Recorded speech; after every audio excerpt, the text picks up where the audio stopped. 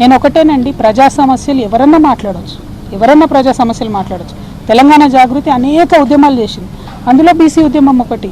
మా సంస్థకున్న నిబద్ధత ఏంటంటే మేము ఏదైనా అంశం ఎత్తుకుంటే అది సాల్వ్ అయ్యేదాకా దించం. మహిళా బిల్లు ఎత్తుకున్నా దించలేదు, ఏ అంశమైనా సాల్వ్ అయ్యేదాకా దించం. అంబేద్కర్ విగ్రహం అయినా కానీ ఏదైనా కూడా ఇష్యూ సాల్వ్ అయ్యే వరకు దించం. బీసీ ఉద్యమం కూడా అంతే, ఇష్యూ సాల్వ్ అయ్యే వరకు దించే ప్రసక్తే లేదు. అటువంటి కమిట్మెంట్, అటువంటి నిబద్ధత ఉన్న సంస్థ కాబట్టి మా మీద రాళ్ళు పడతాయి, కరెక్టే. కాకపోతే ఈయన వ్యక్తిగతంగా ఎందుకు అనాలే నన్ను అని దానికి తెలంగాణ పడికట్టాను కవరింగ్ ఇచ్చుకుంటే, చూస్తూ ఊరుకుంటే, చూస్తూ వదిలేస్తే ఈ జాడ్యం పెరిగిపోతుంది, తెలంగాణ అంతా వ్యాపిస్తుంది. కాబట్టి దయచేసి ప్రజాస్వామ్యవాదులందరూ కూడా ఆడబిడ్డల పక్షాన్ని నిలబడాలని కోరుతున్నాను.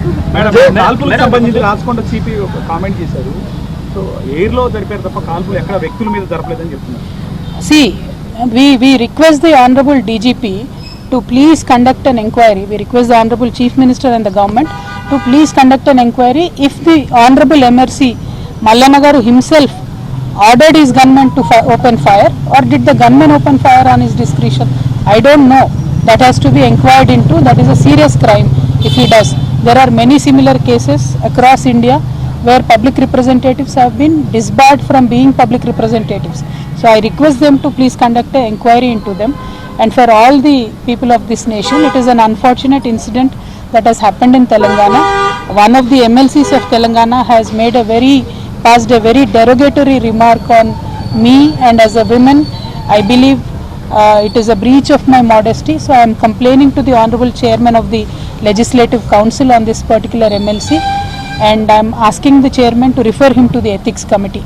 And I am also demanding Mr. Revanth Reddy, the Chief Minister of Telangana, who has arrested innocent journalists, 2 young women journalists, because someone passed a comments on Honorable Chief Minister's wife and daughter. I am also daughter of Telangana. I am requesting the Honorable Chief Minister of Telangana, you please respond to the comments made on the daughter of Telangana. Your family cannot have one rule and rest of Telangana daughters cannot have another rule. So I request the Honorable Chief Minister to kindly respond on this issue and immediately arrest this particular MLC. Thank you. Jai Telangana.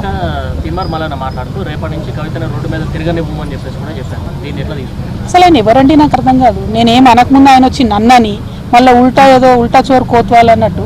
అసలు నన్ను ఎందుకు comment చేయాలి ఆయన? First of all ఆయన అడగాల్సింది ప్రభుత్వాన్ని, అడగకుండా నన్ను అడ్డుకుంటా అంటే ఇవాళ చూసుకున్నారు కదా ఏం జరిగిందో.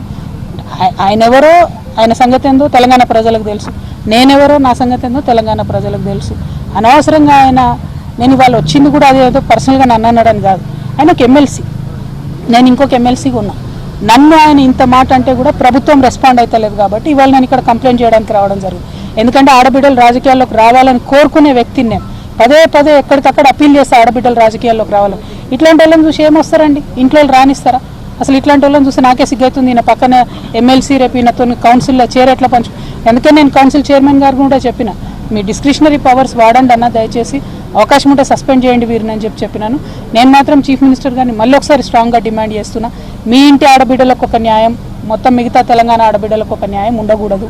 దాన్ని మీరు సీరియస్గా తీసుకోండి, స్ట్రాంగ్గా రిజల్ట్ రియాక్ట్ అవ్వాలి. Thank you. జై తెలంగాణ.